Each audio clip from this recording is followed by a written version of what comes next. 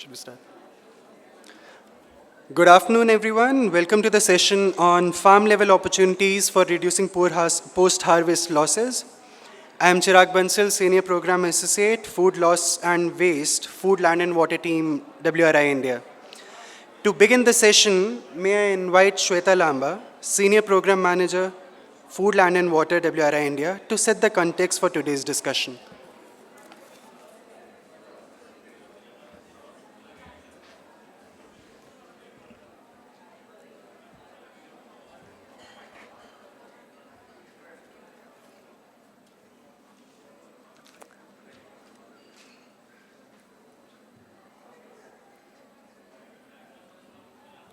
Thank you, Chirag.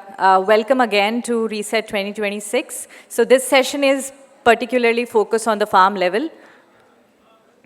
So farm level opportunities for reducing post-harvest losses. We have structured the 2 days starting from farm and ending with food waste and the consumption side. So starting the first session on post-harvest losses, which is farm level opportunities for reducing post-harvest losses. Next slide, please.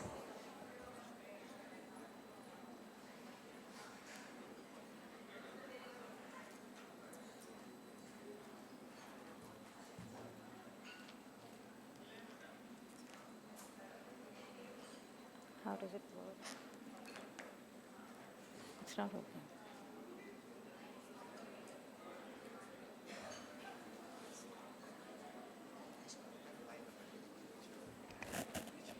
Okay.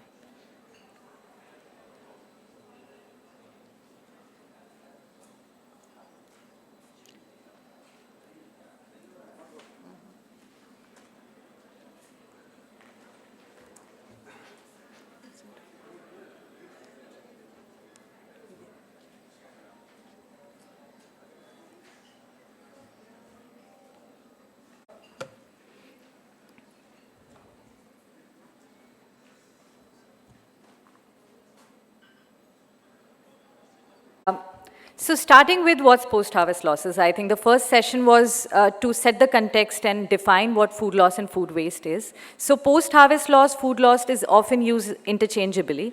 So post-harvest loss is something that happens upstream of the supply chain. For instance, starting from near farm, in transit, during food processing, until it reaches stores and our restaurants and also the retail sector. So it's often called unintentional food loss. The reason being because the farmers want to reduce post-harvest losses, but they do not have the amenities and technologies to reduce food losses sometimes. While food waste is generally termed as more intentional when there's behavior that is leading to more food wastage, leftovers, surplus. So post-harvest loss is more of unintentional losses that happen upstream of the supply chain. Moving on. So, understanding the farm level, I think most of us here understand the farm level, but also for the larger audience who are here and learning more about food loss and food waste, a quick snapshot of few photographs that will take you through what exactly is farm level. So it all starts with production. So at the production stage, about 45% of total land in India is under agriculture, while 46% of workforce is employed in agriculture and allied activities. There's highest post-harvest losses reported at the farm level, making it a critical stage where interventions and solutions are needed to reduce post-harvest losses. Then comes harvesting and collection. So this varies from crop to crop. So if you are into horticulture crops, there's a different harvesting practices. There are multiple harvesting happening for some certain crops, but it is also a critical stage where post-harvest loss strategies are needed in the overall supply chain. So more than 2/3 of harvesting and threshing of major crops is manual. For horticulture, it's up to 95% that's manual. There's very limited technology-enabled harvesting and collection practices that are on ground happening right now. Then there's near farm storage. So near farm storage, about 65 to 70% of food grains produced in India are stored at farm level, but for horticulture, which are highly perishable, it's very limited. Only few crops which have ability to be stored at farm. For instance, onion in Maharashtra, there's storage. Otherwise, storage is very limited to only food grains, which are more easier to store at ambient conditions, where traditional structures limited only for less perishables are available. So this gives you a snapshot of what kind of storage structures are available on farm, which farmers are currently using. This picture is from Madhya Pradesh. Then there's near-farm storage also happening in structures like this. This is called a stone storage, where you just put a boundary with stones and collect all the onions and store it for over 6 months. So generally, small and marginal farmers practice this kind of storage, but these are some practices that are actually happening on ground. Then there's sorting, grading, and packaging. Sometimes this also happens before they put in storage. A lot of sorting happens before putting onions into storage, so that there are no poor quality of onions stored together. So there are high value, going back please. So there are high value horticulture crops such as apples, grapes, which have more developed sorting practices, while there are certain crops which still need a lot of sorting and grading practices to improve the overall supply chain. Also, one key thing here is mostly women are engaged in sorting and grading practices, because it does not involve lifting heavy weights. Rather, it's more of an activity where precision for quality is needed, which generally women do better than men. Then there's farm processing. This photo is for chilies, but there's very little farm level processing happening. In India overall, only 10 to 12% of crops go through value added processing in India, while for horticulture, it's as less as 2 to 4%. Almost minimal processing happening at farm level. Even this photograph is of a farmer who was well-to-do and had a large space and a good packaging and storage practices followed as well. Also, there's this upcoming micro-enterprises and farmer producer groups that are picking up very well in India. So this is a photograph of a custard apple micro-enterprise that we visited. So this is again happening very close to farms, so giving a very good opportunity for farmers as well to get into these sector. Then there's farm gate sales. This is again limited to horticulture. We see a lot of tomatoes being sold at farm gate, but not all crops receive farm gate sales alternatives available to them. So why reduce post-harvest loss at the farm level? One, it's the hotspot. There are the highest losses happening at the farm level. And then there are other benefits as well. For instance, there's increased farmer income from selling saved produce. Then there's improved availability of nutritive food that can be sold for consumption, reduced farmer burden for managing discarded produce. It often sounds a very small thing, but it's a huge burden on farmer to actually manage what is being wasted.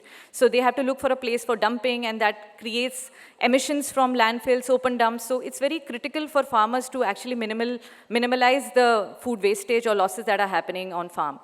And then also reducing greenhouse gas emissions on farms and further downstream. So for instance, a poor quality tomato, if is being sold ahead, it gets rotten at the stage of retailer, but while the rotten started at the farm level. So if you minimalize the food loss at the farm level, you also tend to reduce the greenhouse gas emissions downstreams and then improve overall food supply chain efficiency. This is critical for businesses who actually are looking for more improved quality of produce to their market.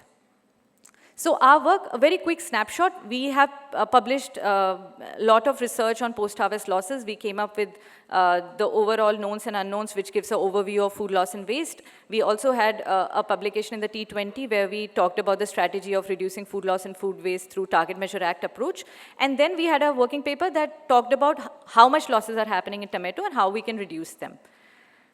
And very quickly, in 30 seconds, so the current work, we are working with Pradhan, Srijan, and ICR and Bayev. They're all here in the room, and you'll be listening to them talking more.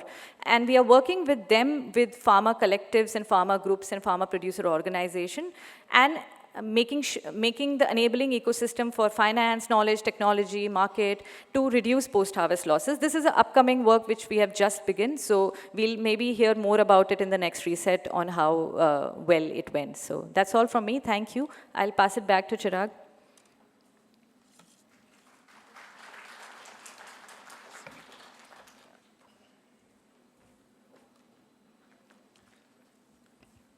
Thank you, Shweta. May I now invite Dr. Sandeep Maan, Head of Department ICR, Central Institute of Post-Harvest Engineering and Technology, to present key learnings from post-harvest loss reduction technologies piloted in partnership with WRI India. Dr. Sandeep Mann heads the Agricultural Structures and Environment Control Division at ICR CIFIT. His work focuses on developing and promoting post-harvest technologies, processing solutions, and storage systems to reduce losses and improve value addition at the farm level.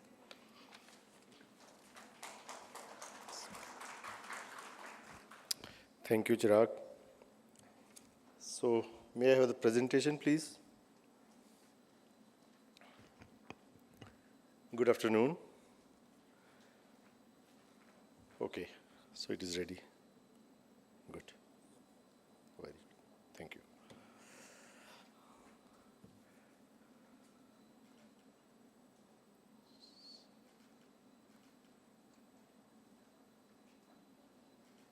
Okay, it's moving ahead. Okay, right.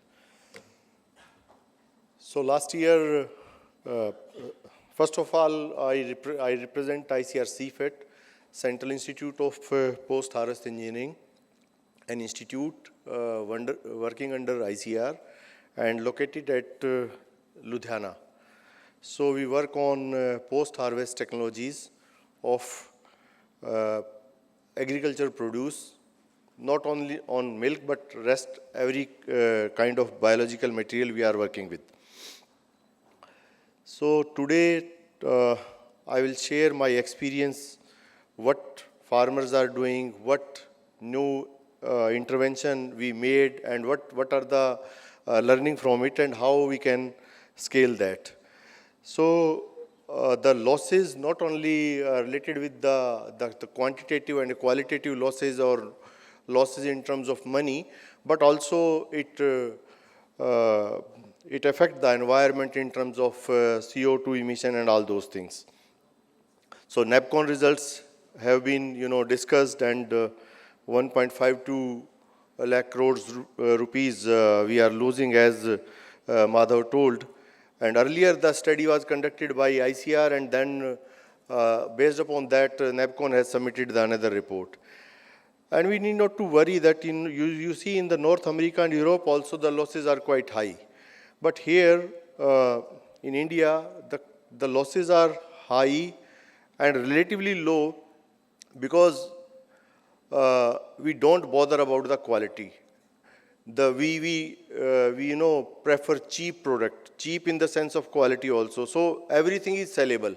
So that is why somehow the produce which are coming to the wholesale market and retail, they got consumed by the human being. So these were the project goals, and this was our team.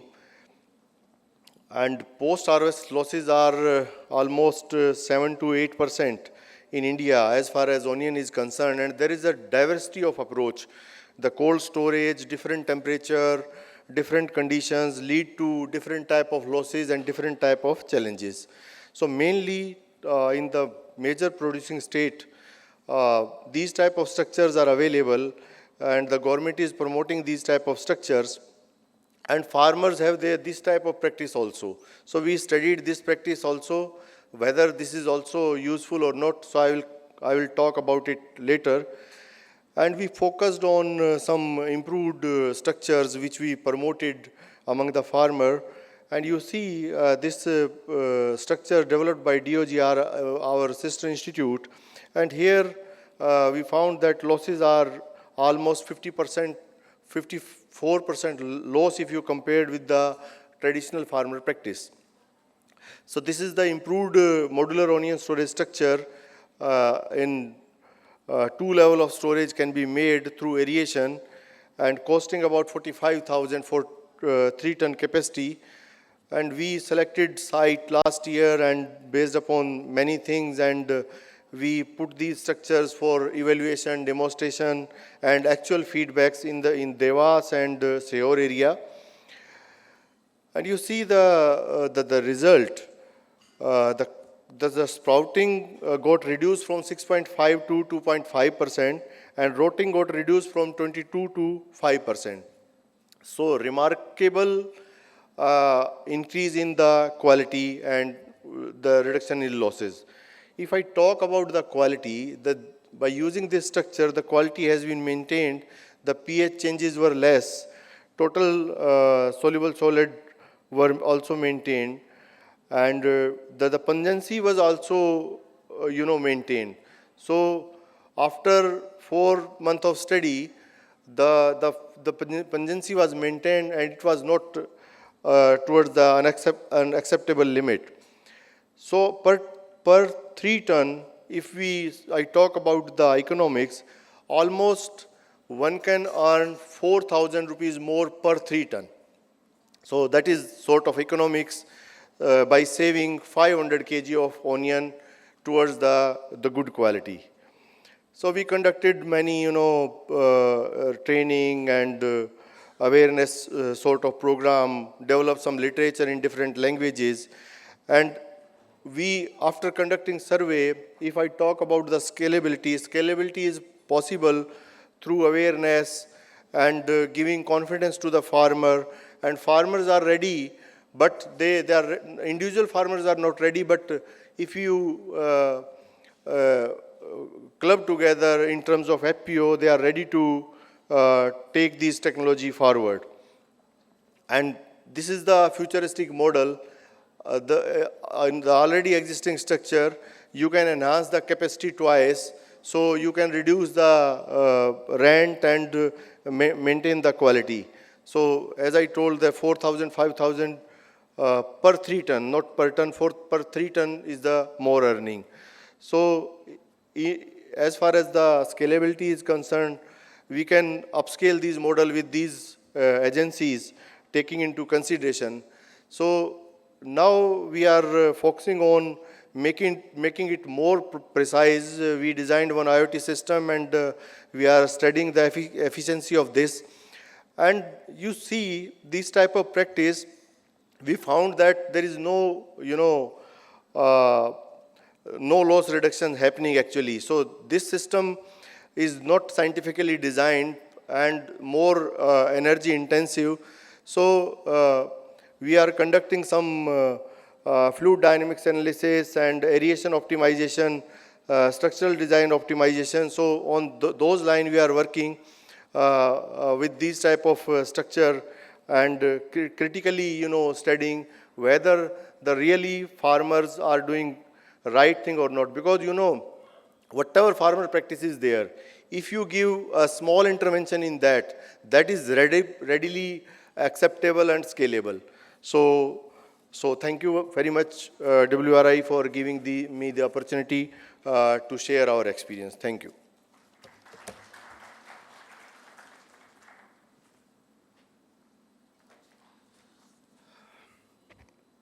Thank you, Dr. Mann. We will now begin the panel discussion.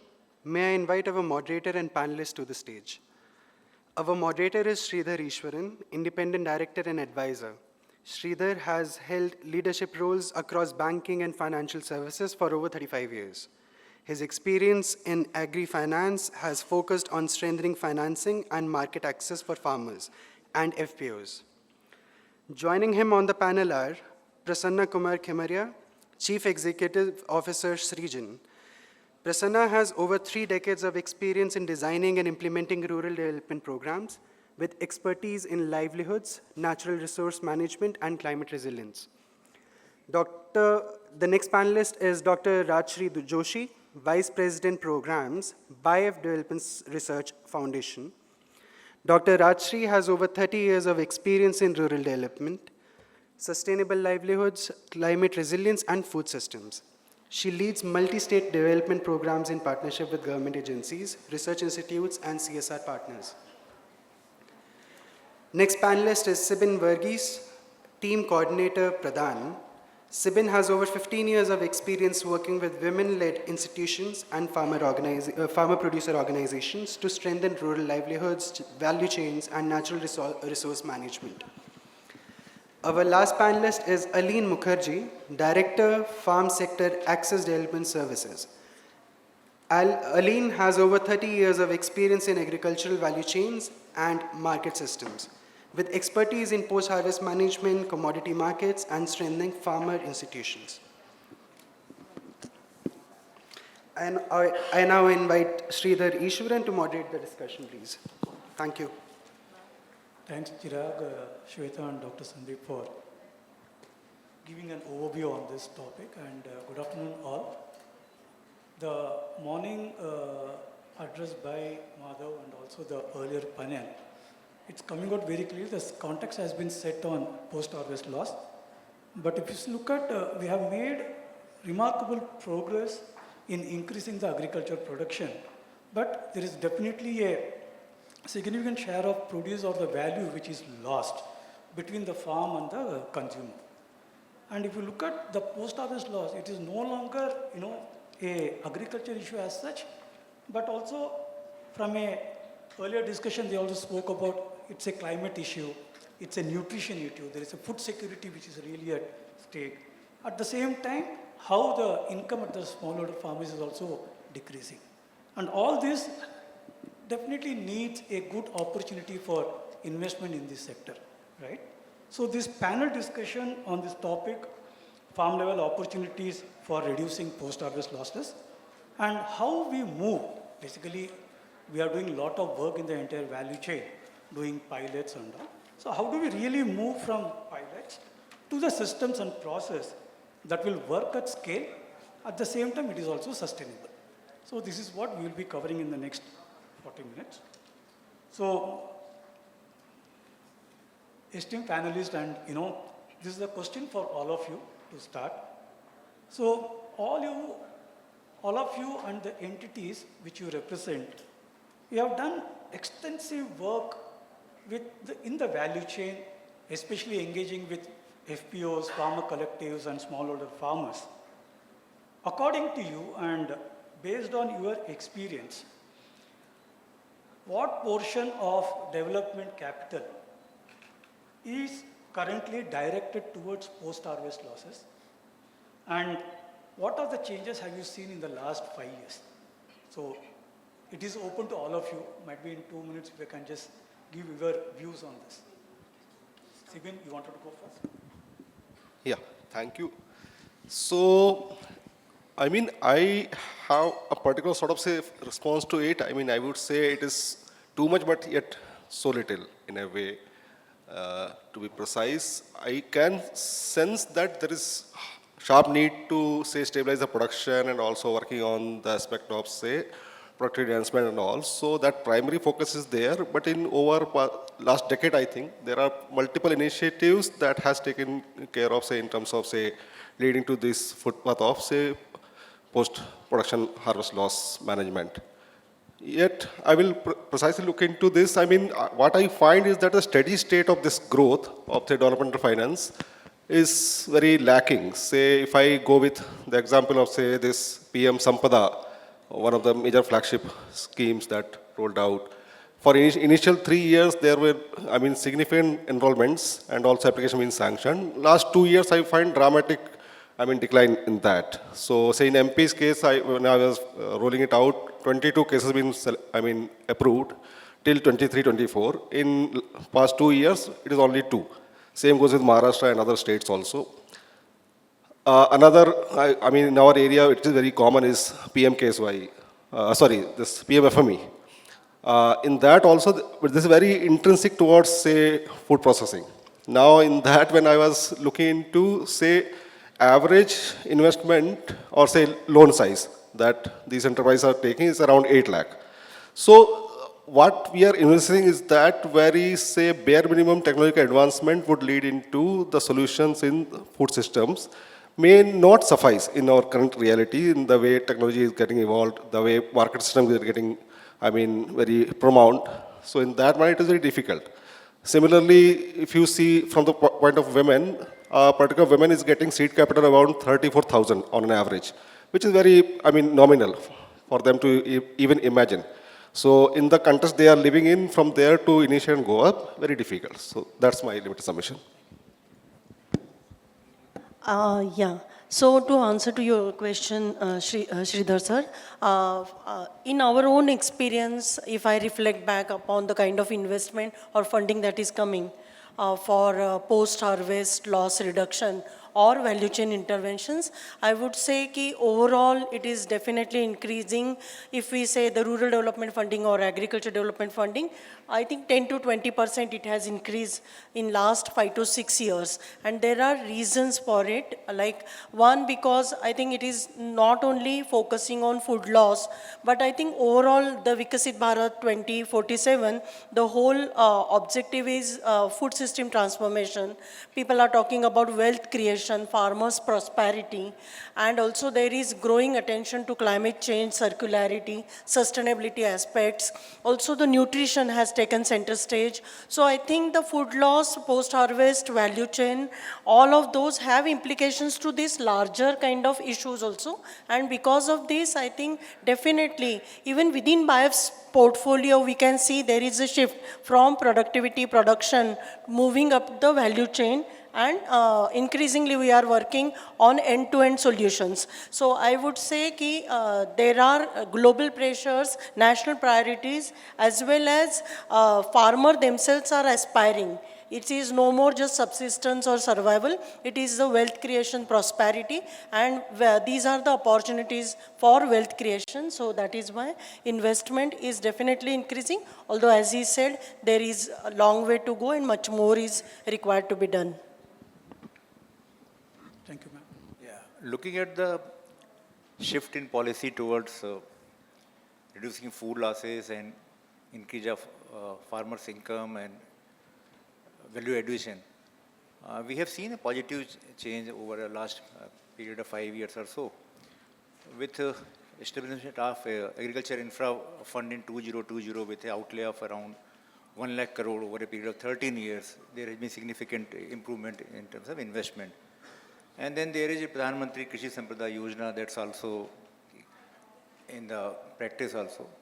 So overall, yes, despite these positive trends, I mean this amount is insignificant. Looking at the losses per year, 1.5 lakh to 2 crore of losses per year, it's very insignificant amount.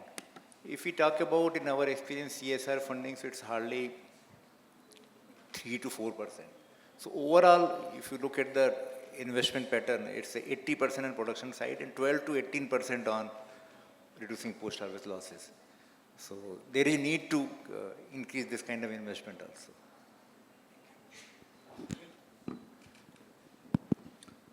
Good afternoon, all, to the fellow panelists and the audience, and thank you, WRI, for inviting me to this an important topic. Coming back to your main question, I mean, I am new to the development sector and the CSR funding portfolio, so it would be quite tough for me to pin down any particular number. But what I can say from the perspective of when I actually evaluate our programs across 8 different states, definitely there is more focus on the farmer's income. So as soon as we talk about farmer's income, automatically the post-harvest part comes into the being, right? I think I echo Dr. Rajeshri's comment, because the overall outcome, what the donors are looking for is delta on the farmer's income, ROI in the per unit area. So unless and until it's a very focused approach by the donor requirement, the program designs are now made where you have to have certain level of PH engagement, right? Post-harvest engagement. So whether it is linking to the market. So as soon as you talk about the market linkage part, you have to talk about the post-harvest part of it, right? So difficult to pinpoint any exact numbers because these things are interlinked. It's not linear that you can connect dots and adds and gets a number. But what I see is definitely there's an increased interest from the community for focusing on this part.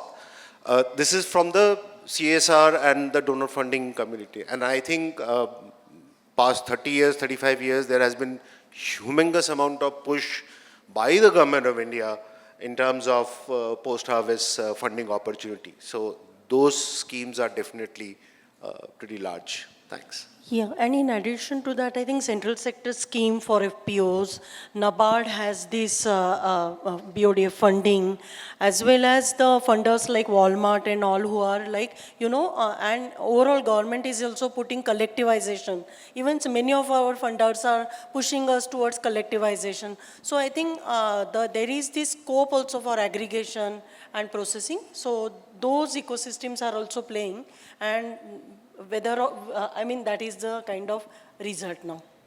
Thank you. I think good insights, and it's encouraging to see, the attention is coming towards post-harvest, and there is a lot of funding being allocated to the post-harvest loss, and there are also these government schemes and all which is really able to leverage, and definitely all the entities sitting over here, they work across all these government schemes. They also work with many other CSRs.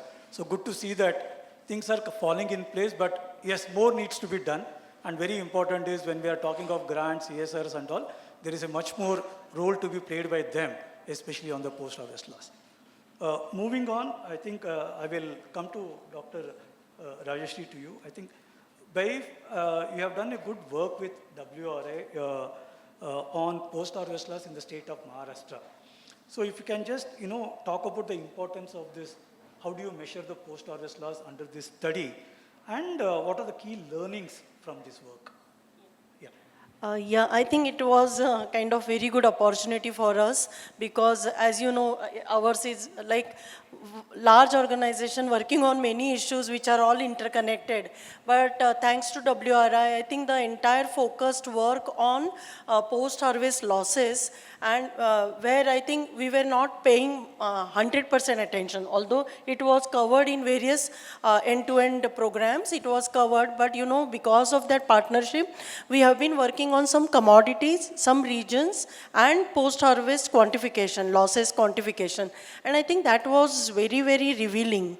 So in terms of learnings, I think the learnings are like crop-specific losses, commodity-specific losses are different, region-specific losses are different. Also, it depends on the seasonality aspect also. Also, I think one important learning is learning in the sense we were aware, but because of this, we could prove that smallholders are highly vulnerable.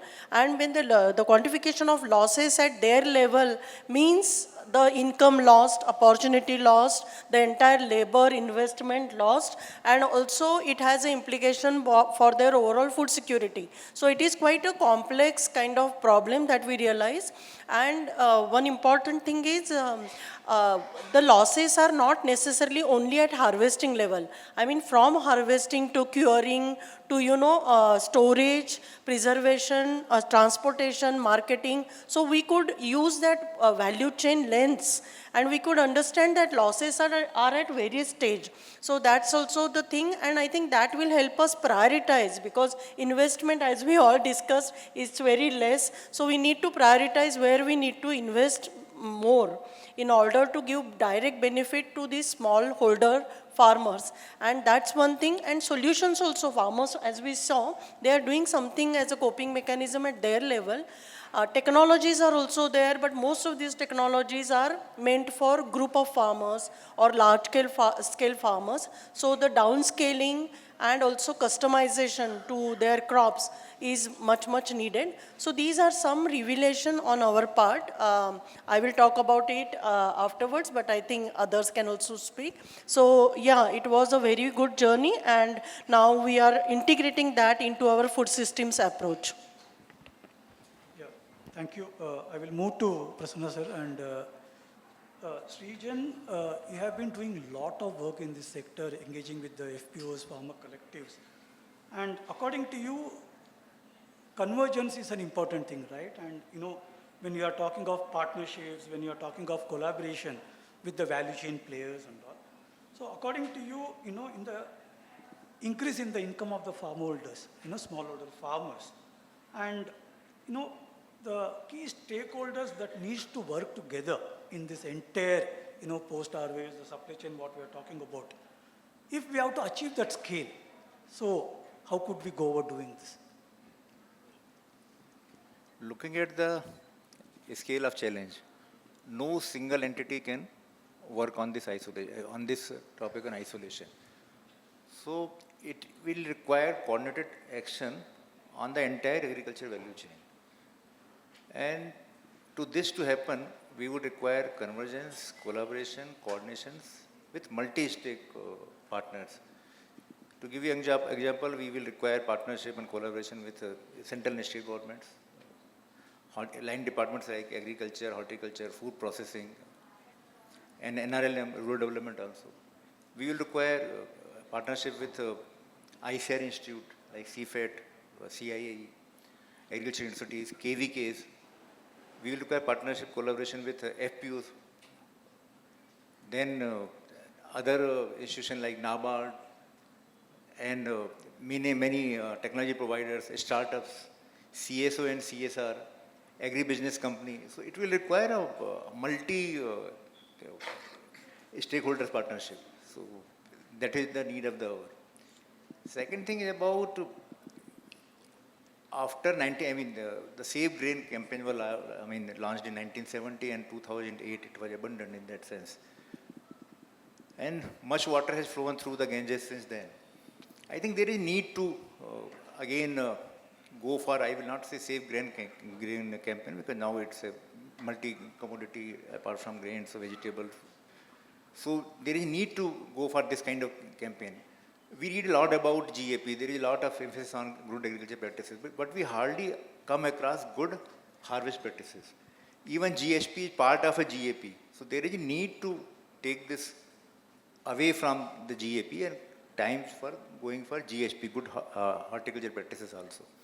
So that is another area where we require partnership. Back then, there was no penetration of cell phones into rural life. Now with this advent of, penetration of cell phones and also look at the influence of social media, you will come across hazar reels on production site. What is to be done, what is not to be done. But you will come across hardly any reels on avoiding food losses or at the farm gate losses. So there is a need to go for this kind of campaign, and that will also require a partnership, or what we call in Hindi, Samadhan, Dhyan and Gyan. Yes, we have worked on Samadhan, that is solutions. We have lots of Gyan knowledge also on it, but Dhyan is lacking. So we need to work on towards this. How do we make people aware of this thing? Awareness plus capacity building. So it will require that kind of partnership also. Thank you. I think very well said, and I think it's not someone who can do it independently. You definitely need to converge with all the stakeholders, and one thing which I'm coming out very clearly is there is a lot of capacity building that needs to be done when you really wanted to work in this entire value chain, and not only at the FPO or the smallholder farmers level, but also as you move up the value chain also, you need to really engage with them. That's what it's coming out very clearly. Thanks for this. Aline, I will come to you. Okay, we spoke about convergence, we spoke about, partnerships, collaborations, we also spoke about the government schemes and all. One of the important stakeholders is the entire value chain. From a farmer perspective or from a farmer producer organization perspective is if they have an efficient market linkage partner, right? And they play an important role because end of the day, the entire harvest, when it is coming, they are the people who are able to procure it. And definitely they have their own requirements, they have their own specifications that needs. And with the technology what we are talking about in the entire thing, and currently AI is something which everybody is talking about, right? If you talk of AI, and also if you put those in some of these at a stakeholder level, might be we cannot do it with everyone, but if one or two stakeholders who are active in this space, how do you look at this from a scale perspective and whether we will be able to do this? Okay, let me recollect the thought on AI market linkage and convergence aspects. But if you allow me, before that, I will give you two examples, and especially why food loss. AI will come much later. Why food loss? When we talk about, we cannot look at from an isolation of one single point interventions, right? we are in a summer season in India, and mango is the fruit of the flavor, flavor of the month, right, or a season. You may have noticed there is a lot of black spots when you go to a thela wala or a shop, black spots coming. These are latex damages, right? Why latex damages happen? Because the harvesting is not done with the couple of centimeter or 5 centimeter of stem. Why that is not happening? Because there is a cost attached to it. Why there is a cost attached to it? Because of a higher labor input. So what it translates back to the consumer and the food loss is an economic problem. Right?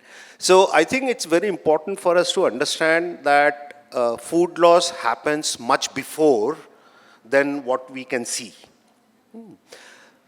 I will give you another example. I will come to how the AI and those things come into play and the market linkage. That's why I'm trying to build the story. Sorry for the long one. The second aspect you will look at currently, I stay in CR Park. If you know Delhi, there was a mango mela. An organization brought in a lot of himshagors and malda langdas, and being these two one of the favorite varieties, I went there. And 90% of the mangoes are damaged mangoes by anthracnose. Now, anthracnose is an orchard problem, right? And if it is not managed at the flowering stage, which may be in December, January, you will have a July problem and a food loss. So I think it's very difficult. What I'm trying to say is that when I hear that, we don't want to work in the farm sector, production enhancement, that doesn't work.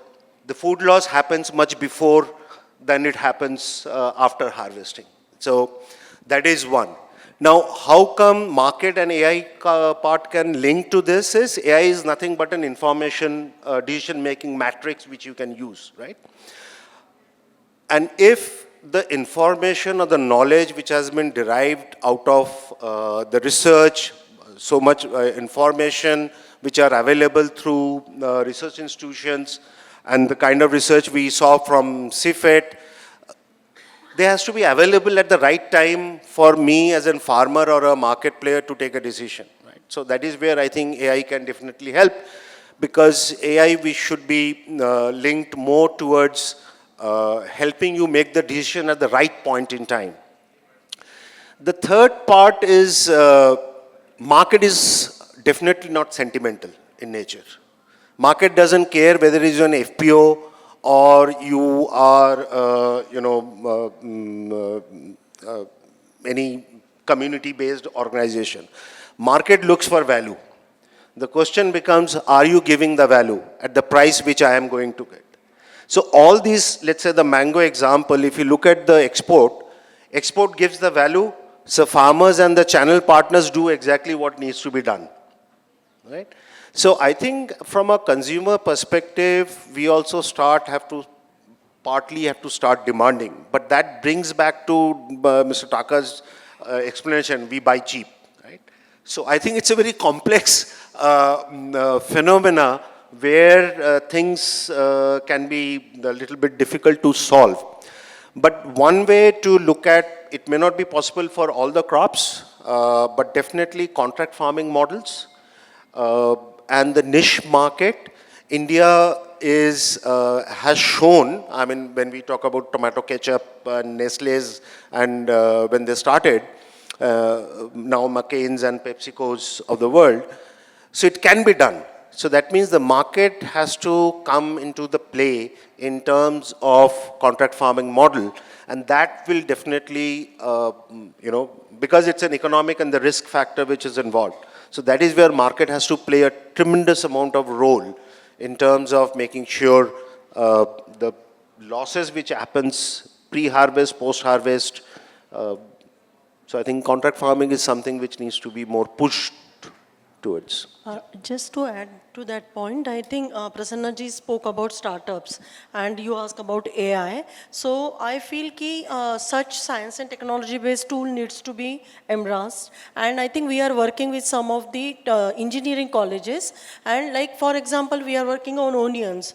So that MIT engineering college students have come out with ammonia based sensors.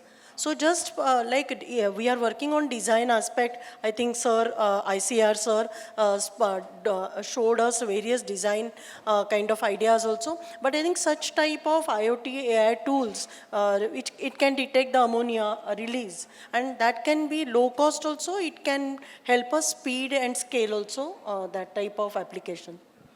Thank you. I think AI is going to really play a bigger role over here because I have been in touch with a couple of agtech companies and they are actually looking at building this AI tool that will really look at how do we engage at the ground level and might be even at a farmer producer organization or for the institutional buyer of a commodity, they will be able to clearly give them in terms of what could be the production for the last 4 years, right? And they can also talk about what are the mandi prices, and everything is possible through the algorithms and all what you spoke about.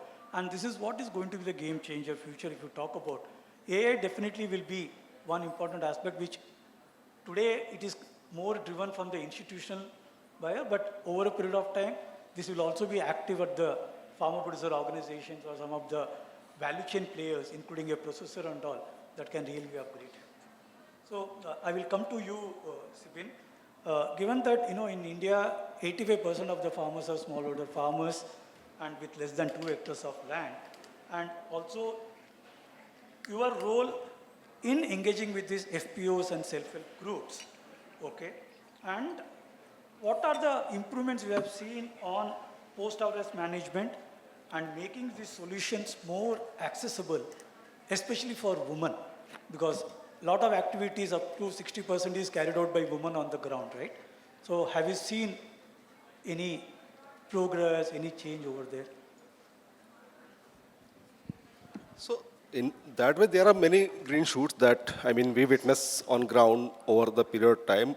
It can be the decadal and also the long-term growth that one can say, but there are plenty. But I would emphasize that, the role of these community collectives or the institutions of smaller marginal farmers comes into play when there is the ball game of economy scale.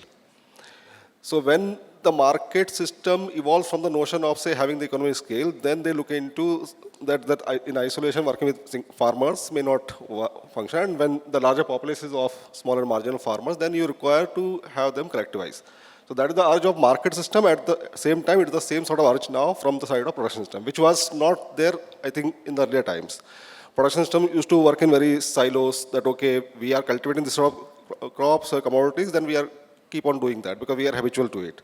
Market system very different in altogether, that the kind of, say, requirement that we are having, the kind of prerequisite we are having, it may or may not get met. So the kind of amalgamation, kind of the conduciveness that need to be created, harnessed, was lacking.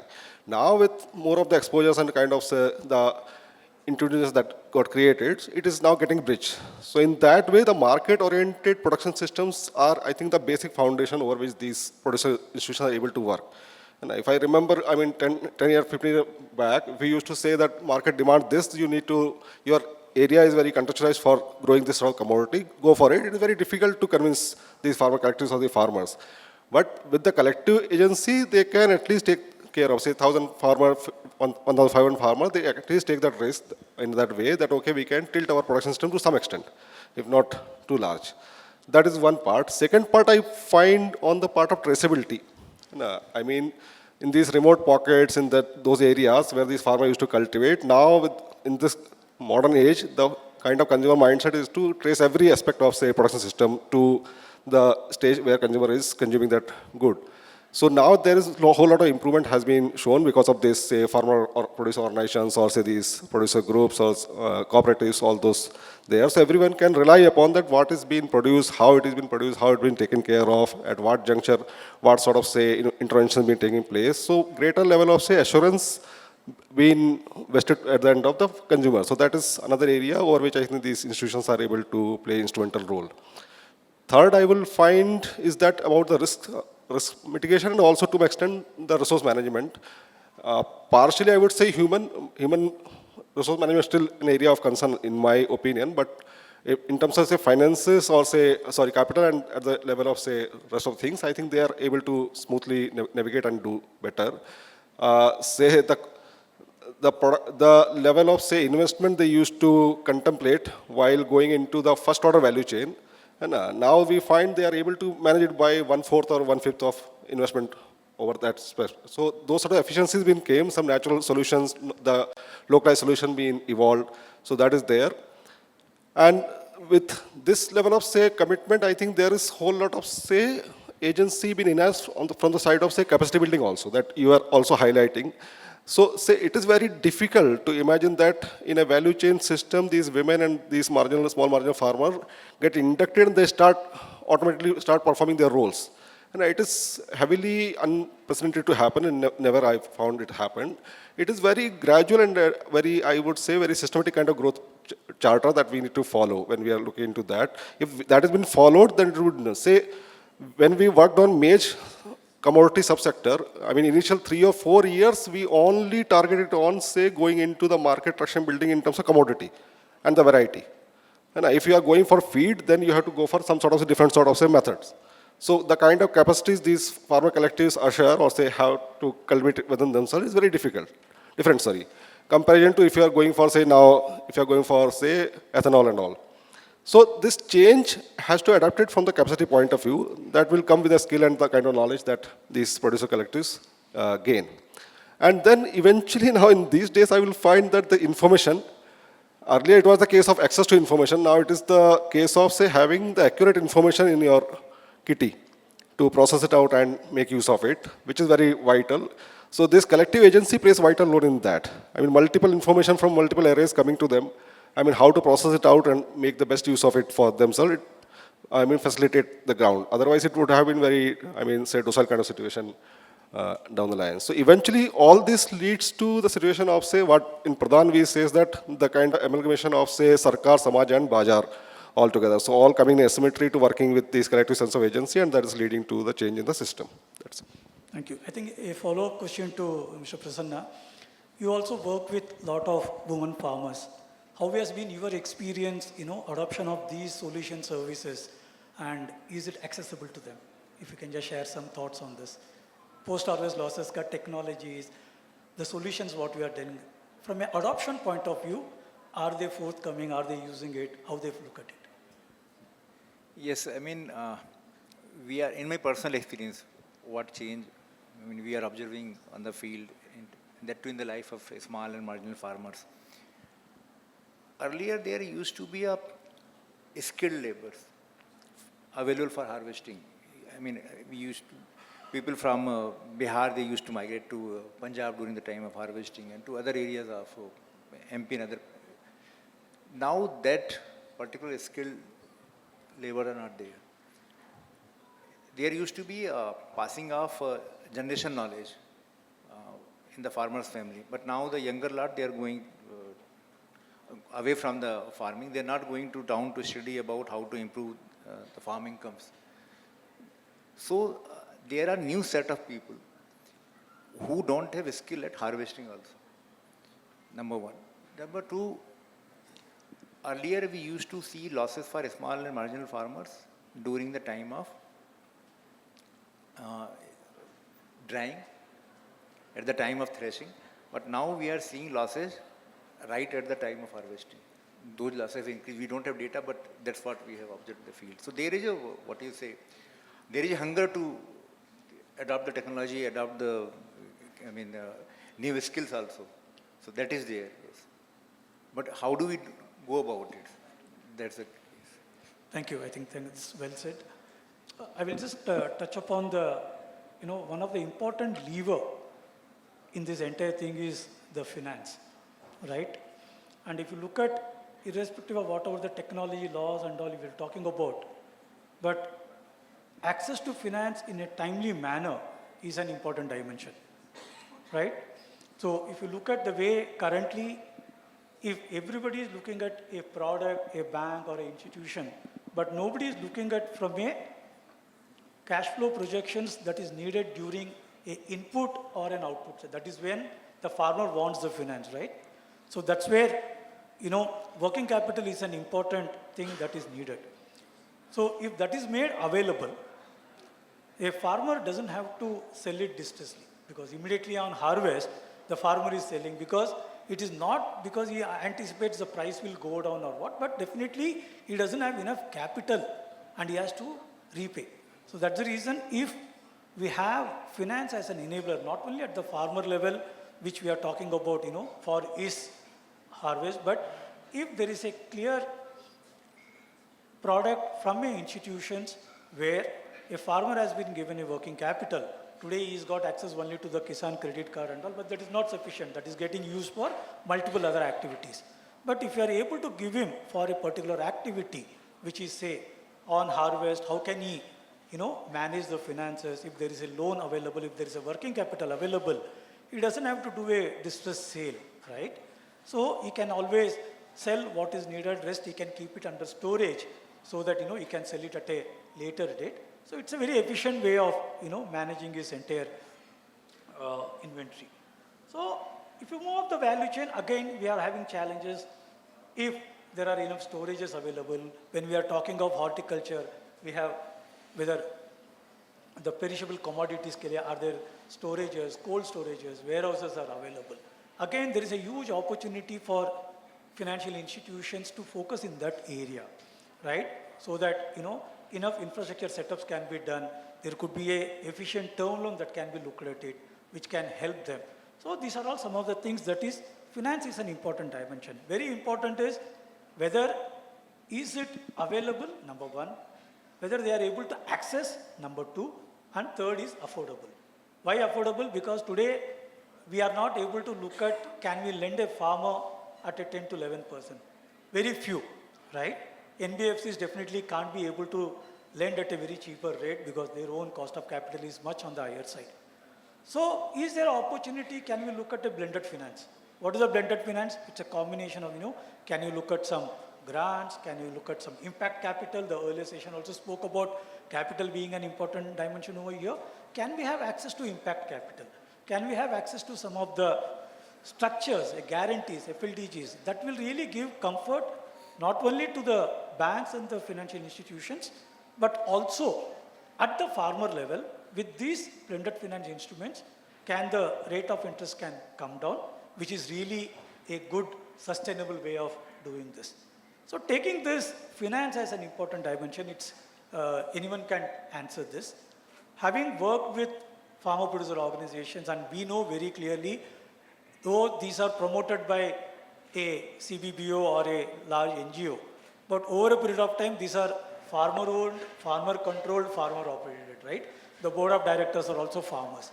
So given your experience, how do the FPOs, have access to this working capital? Do they really have that much of capability to work out their cash flow projections so that they are able to get funding from mainstream banks? Anybody can take these questions. What are the challenges have you seen?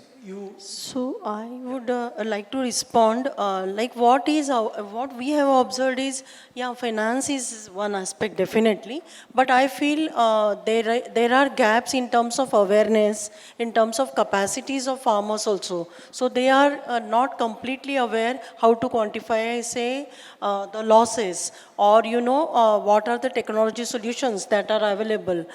So a lot of those. What type of collectivization efforts are possible. So I think there are finances definitely in terms of investment and all that is needed, and where I think we discussed about role of FPOs and emerging finance, blended finance you spoke about.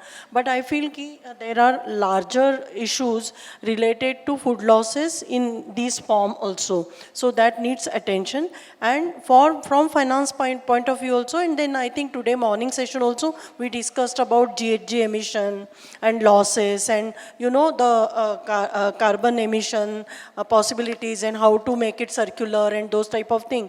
My fear is that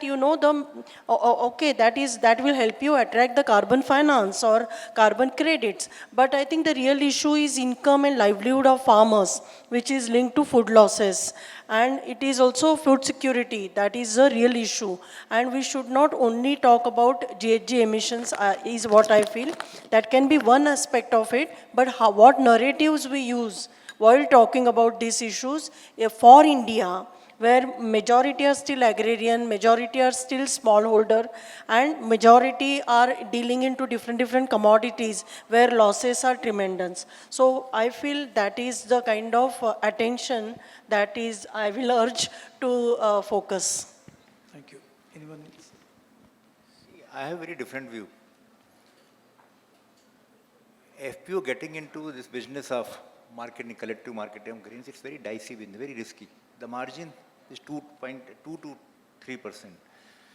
One error, the entire profit of last 2-3 years will vanish.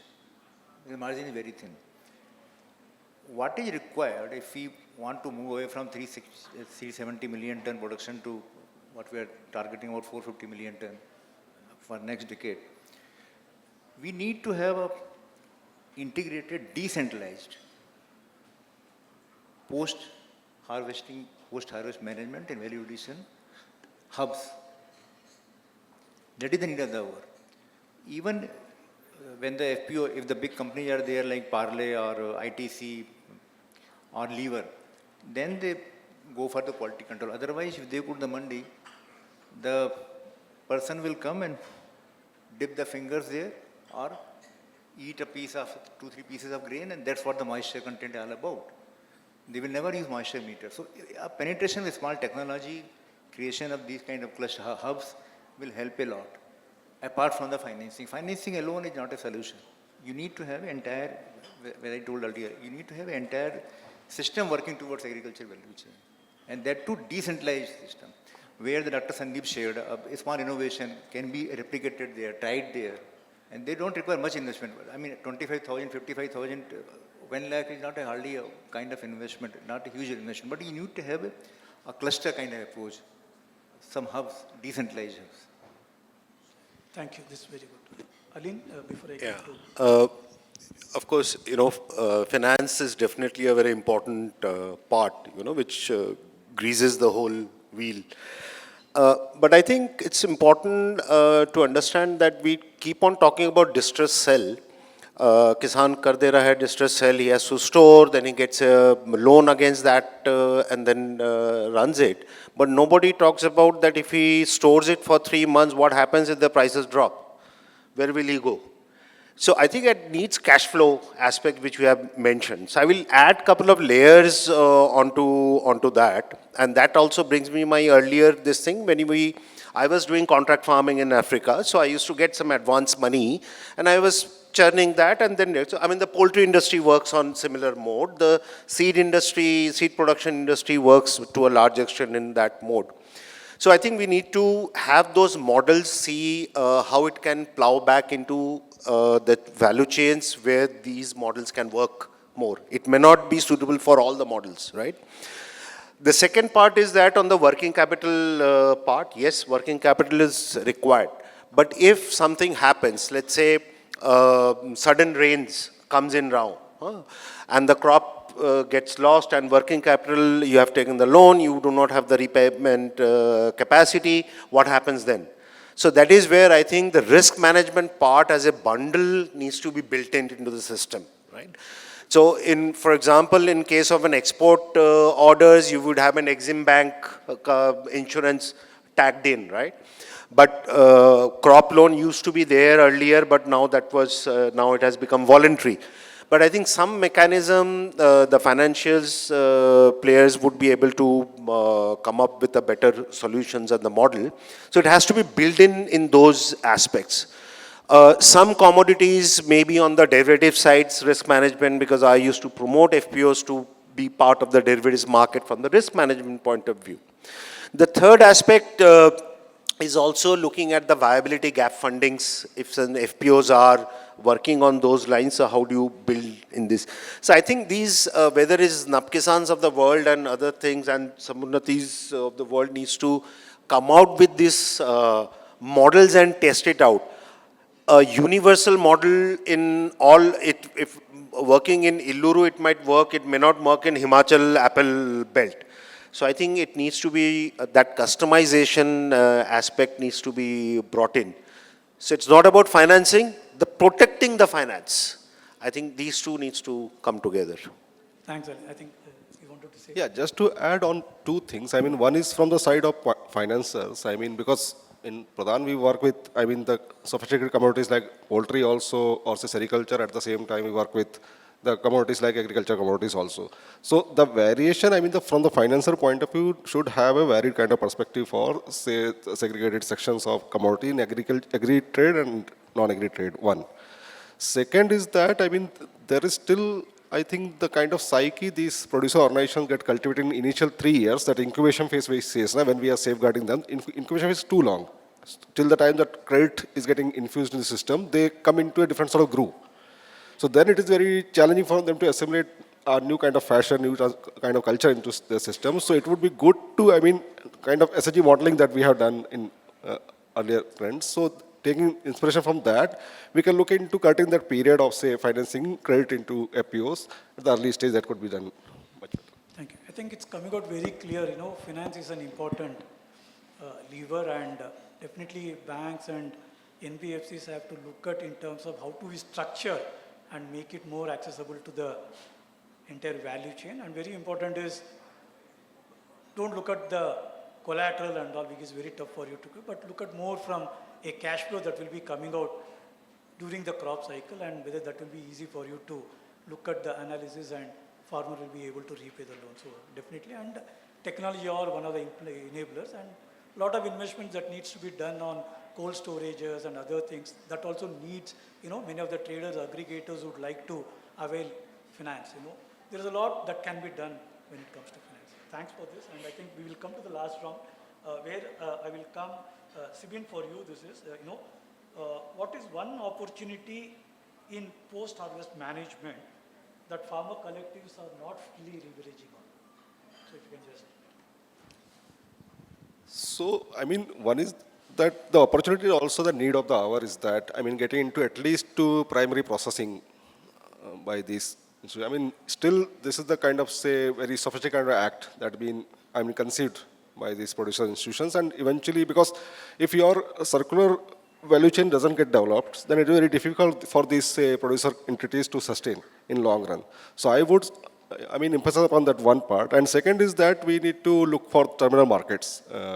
So that the concept is well evolved now, well established in at least Indian system. So at least to penetrate it to the largest extent is now necessary. Thank you. I will move on to Dr. Rajeshri ma'am. BAIF has been doing a lot of extensive work, and also, from a research and everything you have done. Now, according to you, what can be done to ensure that all the research and evidence that you have done as part of this thing gets translated into a policy and it can put into a practical action? That's what. Yeah, I think that the research, there is no dearth of research. Only thing is that the research, practice, policy, that nexus or continuum, that is still missing, I think. And there is no point having the standalone research unless we are able to influence the policies and practice. So I think the example that WRI has done so much of good research, sir, ICR sir spoke about such a good research. So, and then there are so many actionable solutions, but those solutions should get translated into some kind of actions which can be scaled up and which can get integrated into policies. So for that, I think there has to be some continuum, and also the all three of them should speak to each other, like the policy makers, practitioners, and the researchers, all three of them, and the private entities, technology providers, they all should come together and talk to each other, and whatever research we are doing in terms of solutions, that should be converted into policy briefs, policy dialogue should be there, so that there is a policy influence and mainstreaming of those actions. Then only the funding also is taken care of, because government has huge money, only the ideas are lacking, I feel. So that would be my answer. Thank you. I think very important, Shweta also showed about the study what they have done in tomato, onion and all. So if the study is there and if you really wanted to implement it on the ground with a lot of stakeholders, then I think it's important there has to be a policy and there has to be a alignment with all the stakeholders so that it really is practical and we are able to scale it to many of the geographies, many of the crops, and it is sustainable. Thank you for this. Mr. Prasanna, over to you. If having seen everything on the post-harvest laws, the topics what we are talking about, very straightforward question to you. If one major investment could be made over the next 5 years to improve the post-harvest management, what should be your priority and why? May I take liberty of saying two? So one investment, that is required for the next 5 years, I already told about it. We need to have a integrated, decentralized post-harvesting management and value addition system.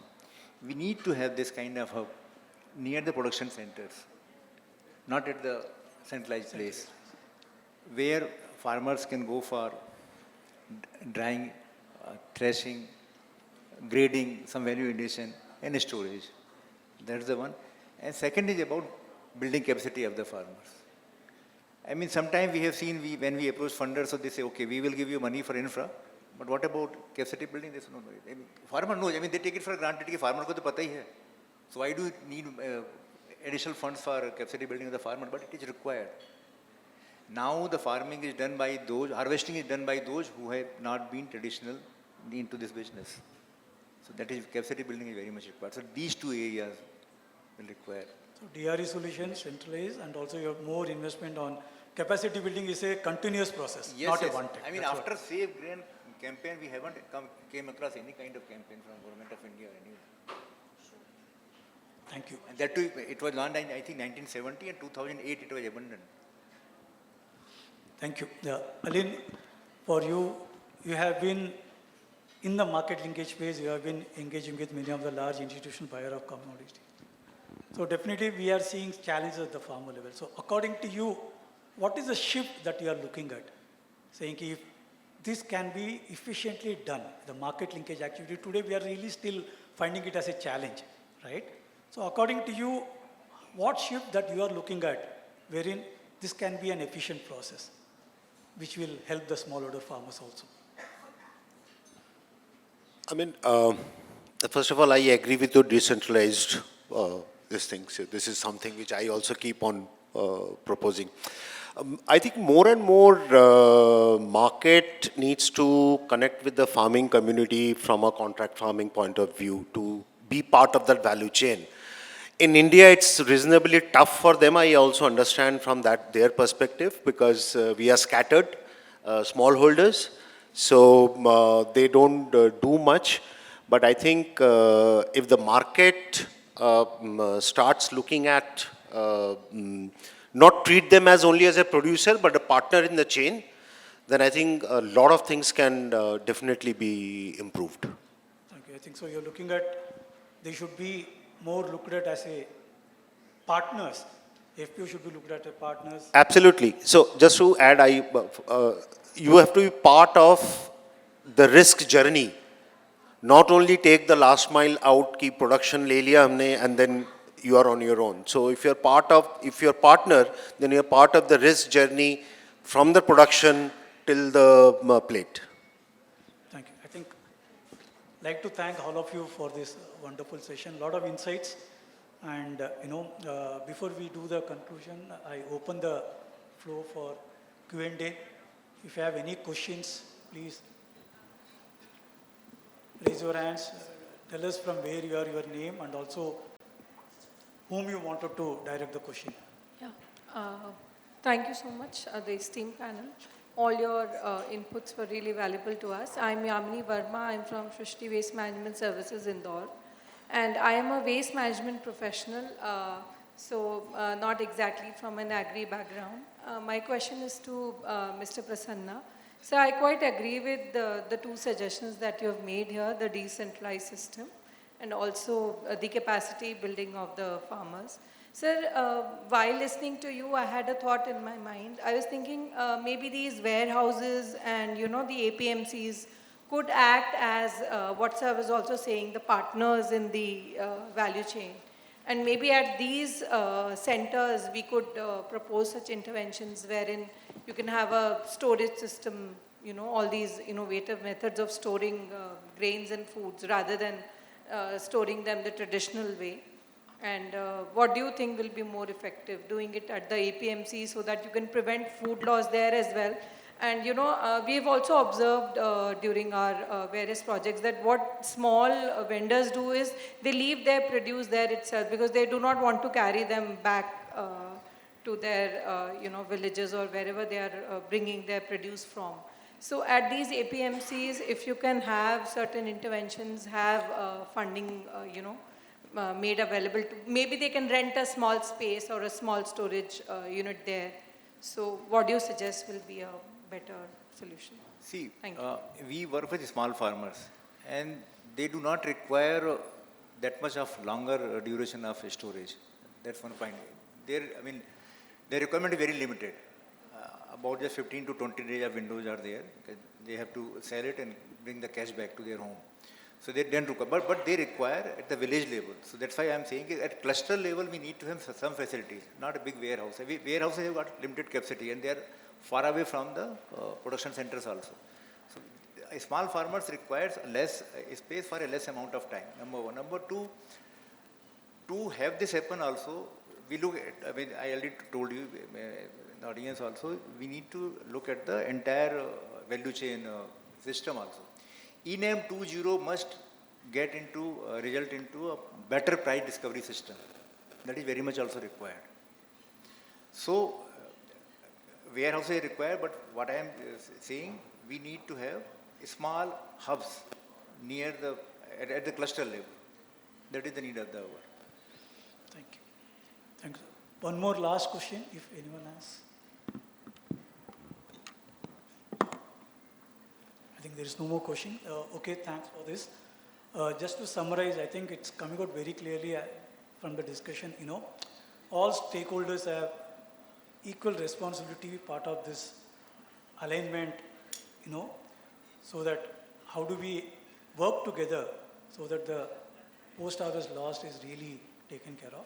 At the same time, when we are talking of a value chain, according to me, post-harvest itself is a larger value chain because after that, harvest, you have grading, sorting, you have got infrastructure like a warehouses, you also have, people spoke about cold storage, DRE solutions and all. So it doesn't stop there, right? There is a multiple things. There are a lot of things that needs to be done over there. And very important, we also touched upon technology, finance, and very important, policy, right? How we actually implement those policies on the ground so that we are really able to take care of the post-harvest loss. Thank you, and all the best.